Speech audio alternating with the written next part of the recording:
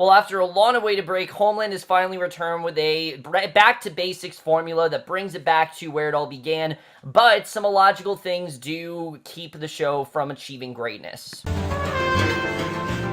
revolution will not be televised, and be no rerun, brothers and sisters. The revolution will be live. Which agency? I can't say that here in an open hearing, sir. You saved me. Yes. Why? Hey guys, it's Keane with the season premiere of Homeland, Season 6, Episode 1, Fair Game, and I know that this did in fact come out last week. In fact, it came out a long time ago, back in December. I had a long time to review this episode. I meant to review it last week. I'm not entirely sure what happened, but I gotta say, going into this episode, I was very, very skeptical of what I was getting myself into, because you guys know, Homeland is a very hit-or-miss show for me. Sometimes it can work really, really well, and it can be very compelling and have this really great mystery, and then they'll find a way to completely crumble all of that and do something completely different, and it's just very unpredictable, and not always in a good sense. But what I do love about Homeland is that every single one of their premieres are as if you've never watched the show. You know, you could go into this episode, you've never seen the episode of Homeland, go in this episode, you know everything that's going on. They did a pretty good job with doing that, and I have to say that because of how last season was, you know, how devastating and just horribly tragic last season really was, this was definitely a great sense of a return for the show, because this definitely was a more back-to-basics type premiere, but there's a lot of interesting stuff going on here that I really did enjoy overall. There's also some interesting new characters that I really did enjoy getting to know. There's one huge flaw that really does kind of really keep the show from being as good as it could possibly be, but let's just get in this episode. And the way we start off, immediately we have my main problem with the show, because we see Carrie, she gets out of a van, there's a nice like 2-minute montage, and that whole scene of her getting off the subway and getting us back into New York, it's such a great way of showing us that, yeah, we are back in New York. You know, this is where it all started, this is where the show really is, and I really do think that New York is what suits the show best. Not that Israel and Islamabad didn't. I think they did a good job when they were in, you know, both Afghanistan and Israel. I thought they did a good job with that overall. The problem is, it just didn't really play the show's strengths, and this season already, it pretty much is, because, you know, we get this great scenery, you get the sense that we're back in Homeland. You know, this is what Homeland is supposed to be, is in New York, and we see immediately that she's searching for Quinn. We find out, yes, Quinn somehow survived. I have no idea how he survived the brain damage that he had in Season 5. As I recall, he was brain dead, but I guess he wasn't. And she finds that he didn't go to physical therapy again, so she tracks him down, tries to speak to him, but he doesn't want to hear it. He really wants nothing to do with her, and that's understandable. I mean, he tried multiple times to win her over, and multiple times to try to get close to her, and it didn't work. And now's the moment where she's realizing, you know, how she truly felt about him, but it's just kind of too late. And she shouts at Quinn that he needs to stay with it, or he will never make any progress, and he snaps back at her, and they will have an altercation in the middle of the hospital. And I mean, it's really understandable why he feels the way that he does, why she feels the way that she does, and I thought they did a good job with that overall.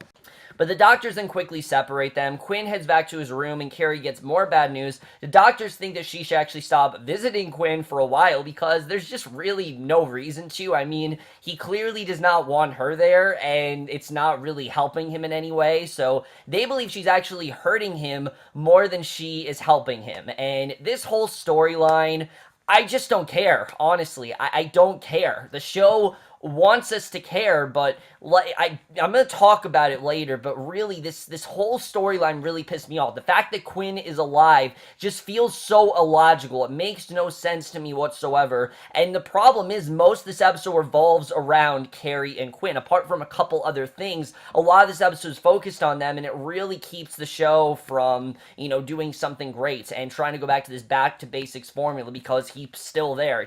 I don't really feel like it went with the rest of the episode, but then we get to the most interesting stuff here, because the big thing of the season is that the entire season taking place from Inauguration Day to Election Day, and We see the inauguration just a few days away, and President-elect Elizabeth Keane has been doing hours of briefing, and I like that we have a female president here. It's something a little bit different that Homeland hasn't really tackled before. Correct me if I'm wrong, but I don't think Homeland's really dealt with a president as the main character. I think it's kind of cool where that's going, but she calls Saul and Dar to her office. I guess they are doing her briefing, and they work for her, and they're discussing the war, and Keane is not a fan of the war against ISIS. She shocks them by saying that she wants to bring home all of the American troops because she just feels the war is not winnable. And you kind of can see where she's coming from. I mean, ISIS is someone who are so secretive with their attacks, and they have so many sneak attacks, and they do such a good job at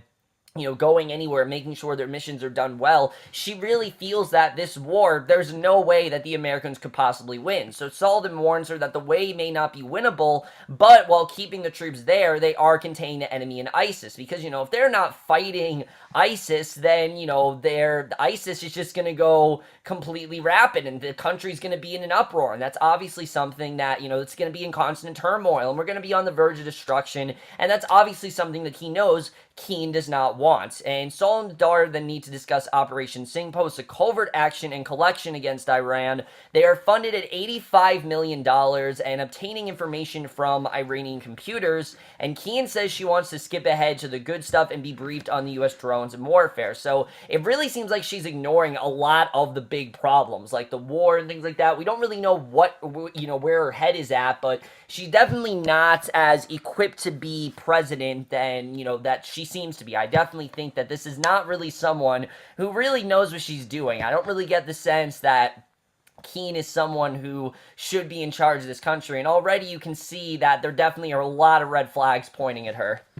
But then we get introduced to another really interesting character, because on the other side of town, we see a Muslim teen leaves his apartment complex, and I like the way they set this up. We see immediately, he's just a normal kid. I like that there's really nothing that crazy about him. This isn't someone who's set on destroying the world. This isn't, a terrorist. This isn't some sort of, this isn't, like last year where we had all those different terrorists and all those different, kids messing around. This is just a regular kid, and he's leaving his apartment complex, and I like the way they set up, he has a sister that kind of dresses very revealing, and he's also Muslim, and he takes a car to the Marriott. He's filming a video about the very first Al-Qaeda attack on American soil, and Mir Khani was assassinated right there in the hotel by a terrorist, and he's kind of preaching how he feels about this, and how he really feels that, this is something that needs to be addressed. The people are kind of just glancing over, and I do think it was very interesting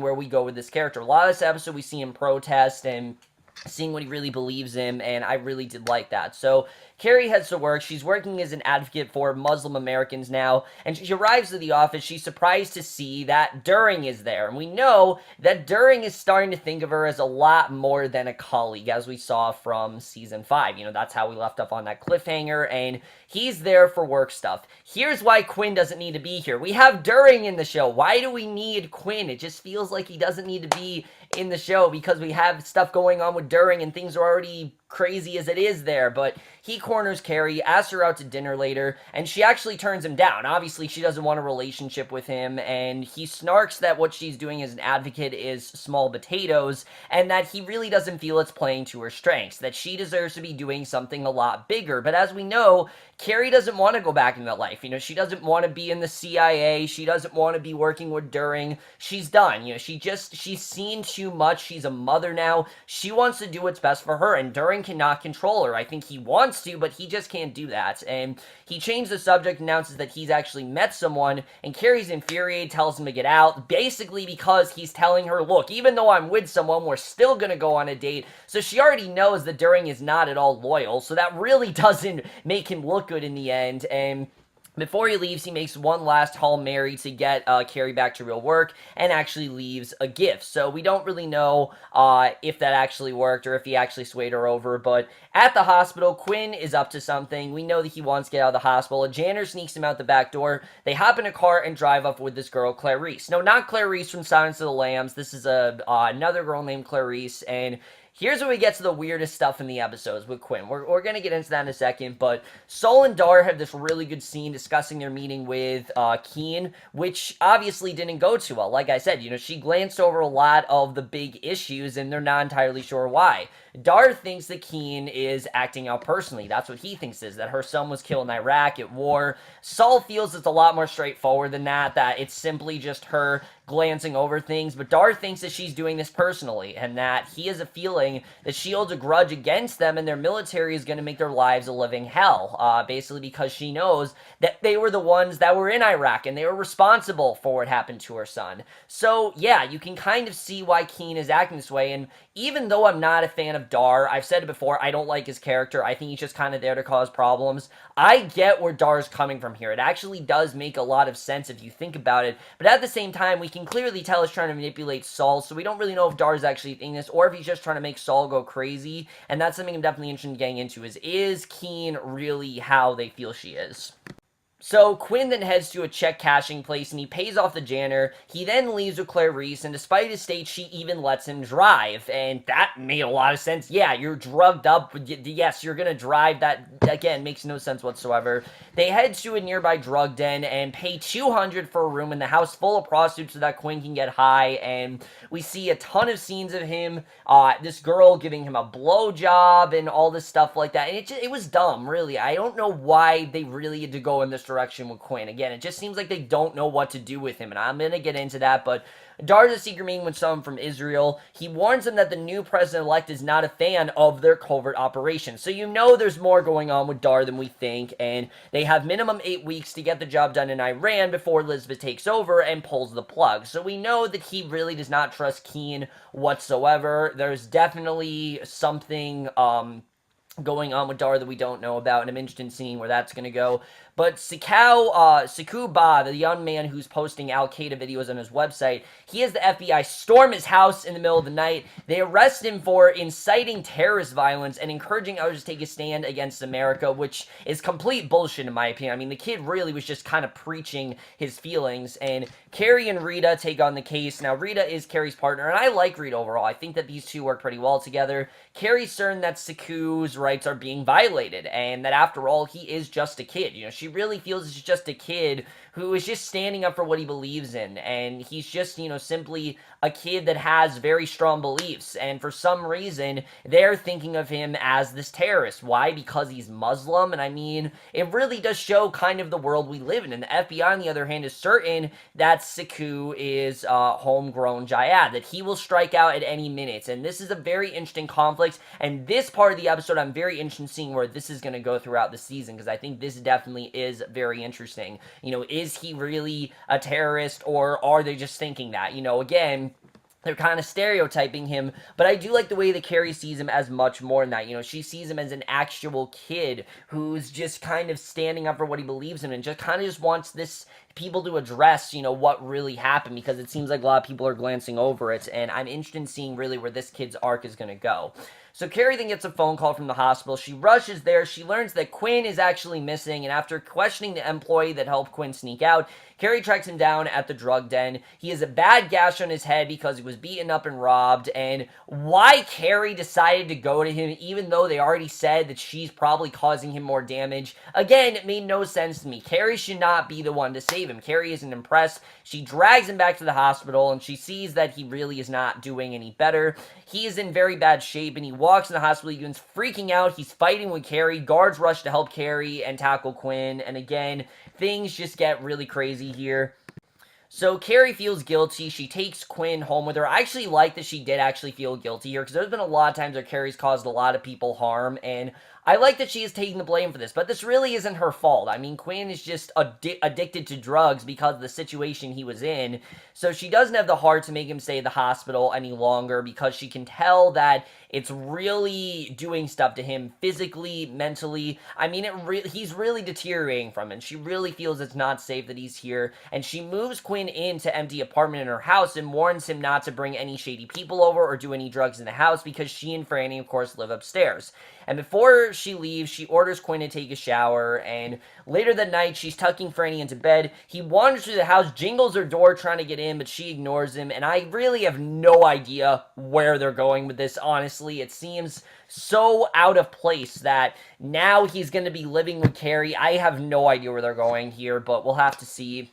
Meanwhile, we see Saku is still in jail. He spends the night in solitary confinement on his prayer meets, and I really did feel bad for him, I have to say, because you know that definitely, you know, he is quite, at least to me, he seems innocent. It seems like this is just a normal kid, and that you really can tell that he's not, you know, guilty for what he did. And the episode ends in a very interesting way. We see Dar, he's holding a secret meeting, and Saul is not invited, he's not present, and you know that definitely there's more going on with Dar than we think, and that is the way the episode ends. Very interesting stuff overall, but let's just get in this episode and where I think that's going to take us for the rest of the season. So overall, I did think this was a good premiere. I thought that they set up a lot of very interesting storylines, but let's just get into it.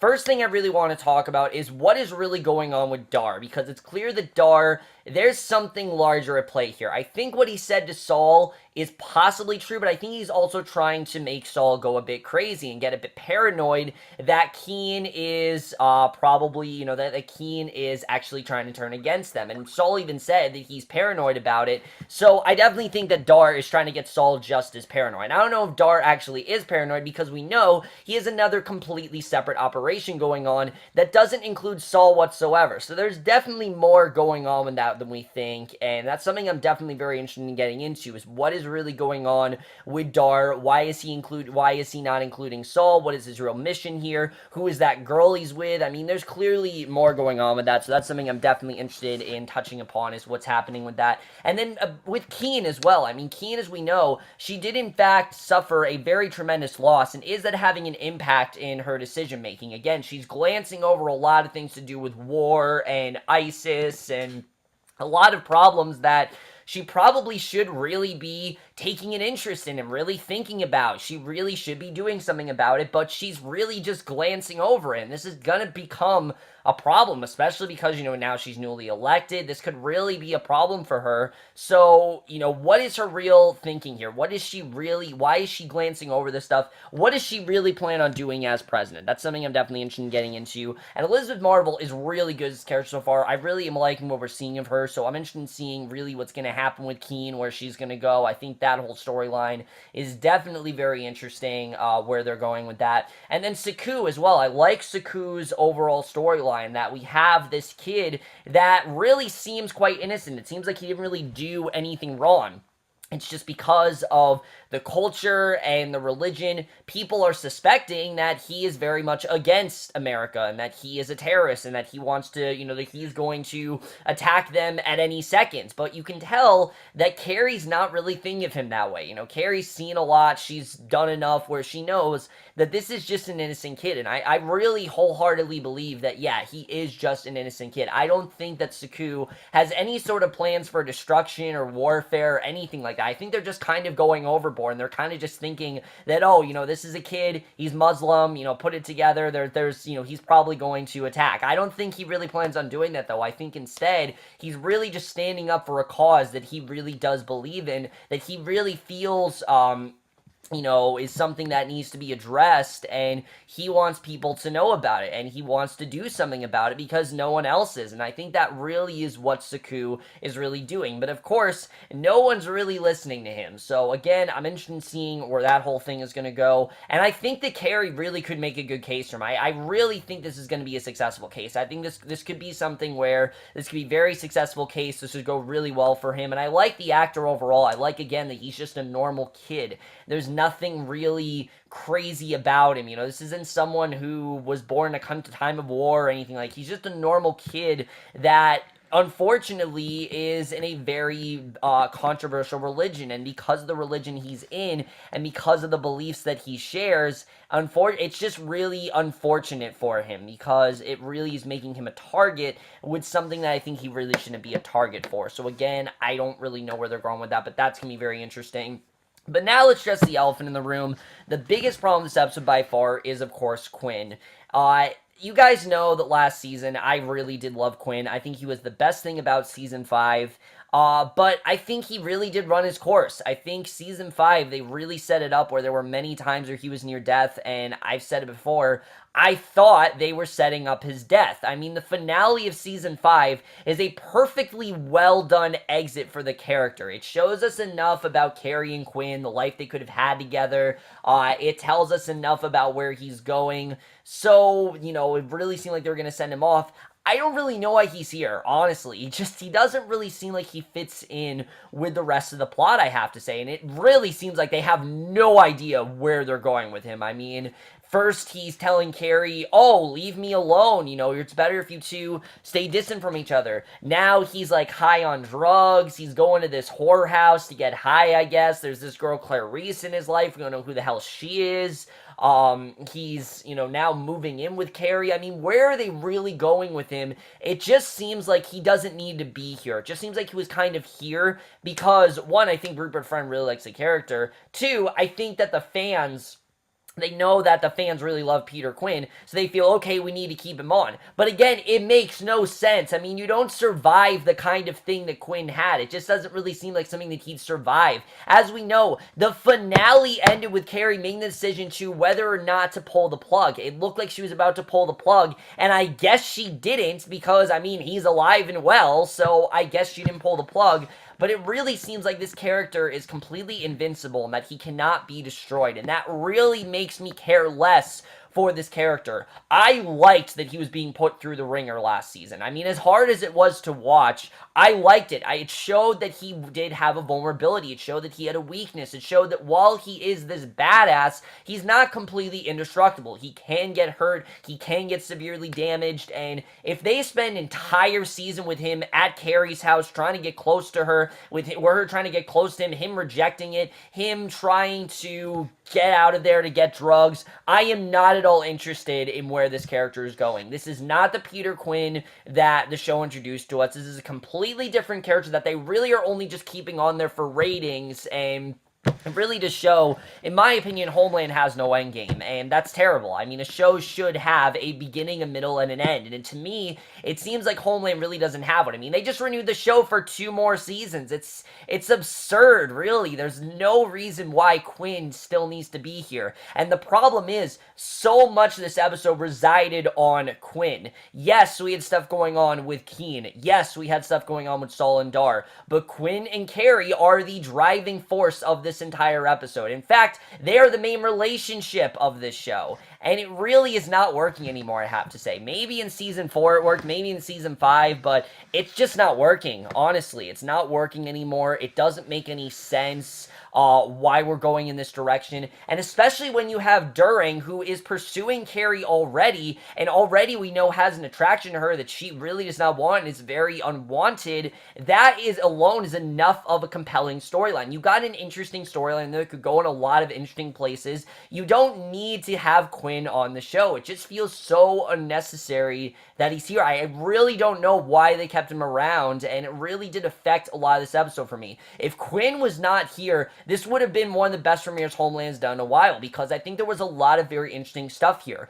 You know, it really seems like we're going to touch upon the idea of someone being accused of something just because of the race they are, and, you know, false accusements and things like, you know, glancing over political issues and things like that. I think they're really touching upon those things in a really good way, but because of this episode focusing so much on Carrie and Quinn, it just didn't really work for me, I have to say. However, I am still going to keep watching because there's enough here to keep me compelled. There's enough here for me to keep watching, and because of us being back in New York, it does seem like there is a return to form here.